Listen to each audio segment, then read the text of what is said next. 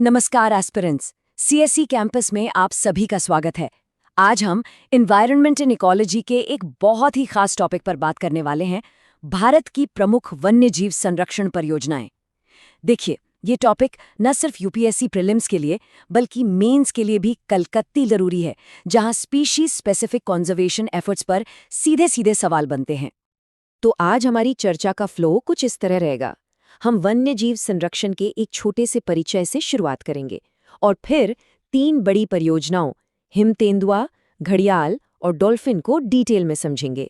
आखिर में मेंस के पॉइंट ऑफ व्यू से इसका एनालिसिस करेंगे और कुछ प्रैक्टिस क्वेश्चंस के साथ इसे कंक्लूड करेंगे।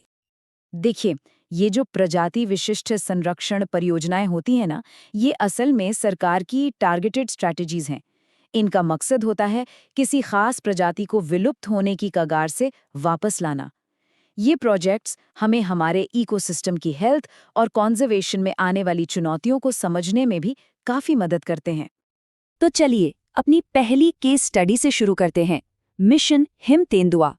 हाल ही में भारत ने अपना पहला कॉम्प्रहेंसिव सर्वे पूरा किया है, जिससे हमें इस इल्यूसिव प्रेडेटर मतलब इस मायावी शिकारी की आबादी पर एक रिलायबल डेटा मिला है।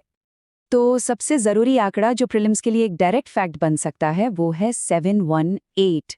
जी हाँ, भारत में हिम तेंदुओं की अनुमानित कुल संख्या है 718। इस नंबर को याद रखिएगा। यही वो बेसलाइन है जिसके आधार पर भविष्य के कॉन्जर्वेशन एफर्ट्स को मापा जाएगा। अब जरा स्टेट वाइज डिस्ट्रीब्यूशन पर नजर डालते हैं। ये एग्जाम के लिए बहुत ही जरूरी है। यहाँ सबसे स्टैंड आउट फिगर है लद्दाख का 477 हिम तेंदुए, जो कुल संख्या का लगभग 66% है। इससे ये साफ है कि लद्दाख भारत में हिम तेंदुओं का सबसे बड़ा और सबसे महत्वपूर्ण हैबिटेट है। प्रीलिम्स में ये सवाल सीधा आ सकता है कि सबसे ज्यादा आबादी कहाँ है। और अगर हम ग्लोबल लेवल पर देखें तो दुनिया की 10 से 15% हिम तेंदुआ आबादी भारत में रहती है। ये आंकड़ा इंटरनेशनल कंजर्वेशन एफर्ट्स में भारत की अहम भूमिका को दिखाता है और साथ ही हमारे ऊपर एक बड़ी जिम्मेदारी भी डालता है। कंजर्वेशन स्टेटस की बात करें तो IUCN की रेड लिस्ट में हिम तेंदुए को वल्नरेबल यानी संवेदनशील कैटेगरी में रखा गया है। इसके लिए सबसे बड़े खतरे हैं ह्यूमन वाइल्ड लाइफ कॉन्फ्लिक्ट और आवारा कुत्ते। अब यहाँ एक बहुत ही इंटरेस्टिंग पॉइंट पे ध्यान दीजिए। बाघों की तरह हिम तेंदुओं के लिए अवैध शिकार मतलब पोचिंग उतना बड़ा खतरा नहीं है। मेंस के आंसर में ये पॉइंट आपके विश्लेषण को एक अलग डेप्थ देगा। चलिए अब अपनी दूसरी केस स्टडी पर चलते हैं, घड़ियाल। यहाँ हम एक ऐसी प्रजाति की बात कर रहे हैं जो क्रिटिकली एंडेंजर्ड यानी गंभीर रूप से संकटग्रस्त है, जो कि कंजर्वेशन स्टेटस की सबसे अलार्मिंग कैटेगरी है। ये है घड़ियाल, जिसे आप इसके अनोखे, लंबे और पतले थूथन या स्नाउट से आसानी से पहचान सकते हैं। ये स्नाउट मछली पकड़ने के लिए परफेक्टली अडेप्टेड है, जो इसका मेन फूड है। एक ज़रूरी बात यह है कि घड़ियाल इंसानों के लिए खतरा नहीं होते और इन्हें एक साफ सुथरी नदी के इकोसिस्टम का इंडिकेटर माना जाता है। और जैसा मैंने बताया, इनकी IUCN स्थिति क्रिटिकली एंडेंजर्ड है, जो बताता है कि इन्हें बचाने की कितनी फौरी ज़रूरत है। अक्सर एस्पिरेंट्स घड़ियाल और मगर यानी मगर क्रोकोडाइल में कंफ्यूज हो जाते हैं। ये स्लाइड इसी कंफ्यूजन को दूर करने के लिए है। जरा ध्यान से देखिए। बाईं ओर है घड़ियाल, इसकी थूथुन सुई की तरह पतली और लंबी है, और दाईं ओर है मगर, जिसकी थूथुन काफी चौड़ी और यू शेप की होती है।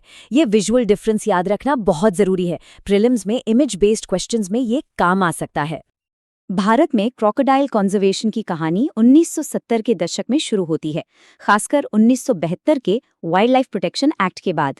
साल 1975 एक बहुत बड़ा माइलस्टोन है, जब यूनेस्को के सपोर्ट से चंबल नदी में प्रोजेक्ट घड़ियाल शुरू किया गया। इसी साल उड़ीसा में सॉल्ट वाटर क्रोकोडाइल का कंजर्वेशन प्रोग्राम भी शुरू हुआ था। घड़ियाल संरक्षण परियोजना की स्ट्रैटेजी मल्टीप्रोंग्ड है।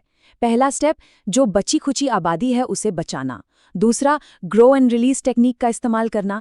इसमें क्या होता है कि अंडों को एक प्रोटेक्टेड एनवायरनमेंट में हैच किया जाता है और छोटे घड़ियालों को थोड़ा बड़ा होने पर नदी में छोड़ा जाता है ताकि उनका सर्वाइवल रेट बढ़ सके। इसके अलावा कैपेटिव ब्रीडिंग को बढ़ावा देना, रिसर्च करना और सबसे ज़रूरी स्थानीय समुदायों को इस काम में शामिल करना इस स्ट्रैटेजी के मेन पिलर्स हैं। घड़ियालों के लिए सबसे बड़ा और सबसे महत्वपूर्ण ठिकाना है नेशनल चंबल सैंक्चुरी। अब प्रीलिम्स के लिए एक बहुत जरूरी फैक्ट ये है कि ये सैंक्चुरी 3 राज्यों में फैली है, राजस्थान, मध्य प्रदेश और उत्तर प्रदेश। और इसका मैनेजमेंट भी तीनों राज्य मिलकर करते हैं। ये इंटर स्टेट कोऑर्डिनेशन का एक बेहतरीन उदाहरण है जिसे आप मेंस के आंसर्स में यूज कर सकते हैं। चलिए अब हम अपनी तीसरी और आखिरी केस स्टडी पर आते हैं, गंगा नदी डॉल्फिन। ये न केवल एक एंडेंजर्ड स्पीशीज है बल्कि भारत का नेशनल एक्वेटिक एनिमल भी है, जो इसे एग्जाम के लिहाज से और भी ज़्यादा इम्पोर्टेंट बना देता है। गंगा नदी की डॉल्फिन एक बहुत ही यूनिक जीव है। ये फंक्शनली ब्लाइंड होती हैं, मतलब इन्हें लगभग दिखाई नहीं देता, और ये नेविगेट करने और शिकार करने के लिए इकोलोकेशन का इस्तेमाल करती हैं। ये सिर्फ ताज़े पानी में ही रह सकती हैं और नदी की हेल्थ की एक की इंडिकेटर मानी जाती हैं। ये स्लाइड प्रीलिम्स के लिए सुपर इम्पॉर्टेंट है। पहला फैक्ट, 2009 में इसे नेशनल एक्वाटिक एनिमल घोषित किया गया। दूसरा, IUCN स्टेटस है एंडेंजर्ड।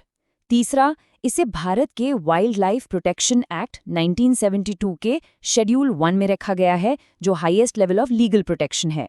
और चौथा, सिटीज के अपेंडिक्स 1 में भी इसे हाईएस्ट प्रोटेक्शन मिली हुई है। ये चारों फैक्ट्स आपको बिल्कुल रटे होने चाहिए। डॉल्फिन के लिए जो खतरे हैं उन्हें हम 2 कैटेगरीज में बांट सकते हैं। पहले हैं डायरेक्ट थ्रेट्स। इसमें सबसे बड़ा है बाई कैच। इसका मतलब है कि जब मछुआरे जाल फेंकते हैं तो डॉल्फिन गलती से उसमें फंस जाती हैं और ये उनकी मौत का सबसे बड़ा कारण है। इसके अलावा उनके मांस और तेल के लिए पोचिंग भी एक बड़ी समस्या है। दूसरी कैटेगरी है इनडायरेक्ट थ्रेट्स की। नदियों में बढ़ता पोल्यूशन, बांध बनाने की वजह से उनके हैबिटेट का टुकड़ों में बढ़ जाना और जहाज़ों का बढ़ता ट्रैफिक, ये सब मिलकर डॉल्फिन की आबादी पर बहुत भारी दबाव डालते हैं।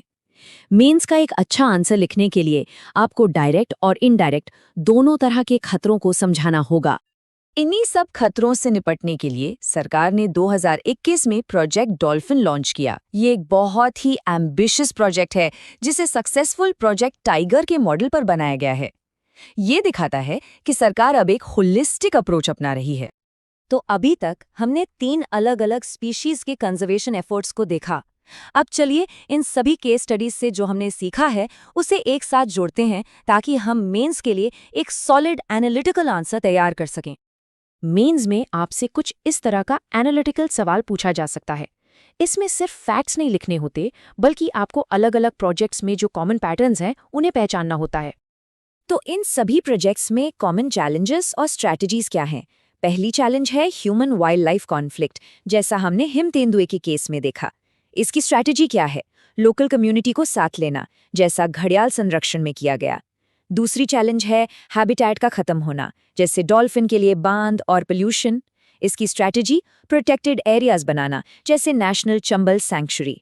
और तीसरी चैलेंज खासकर एक्वेटिक स्पीशीज के लिए है पोल्यूशन।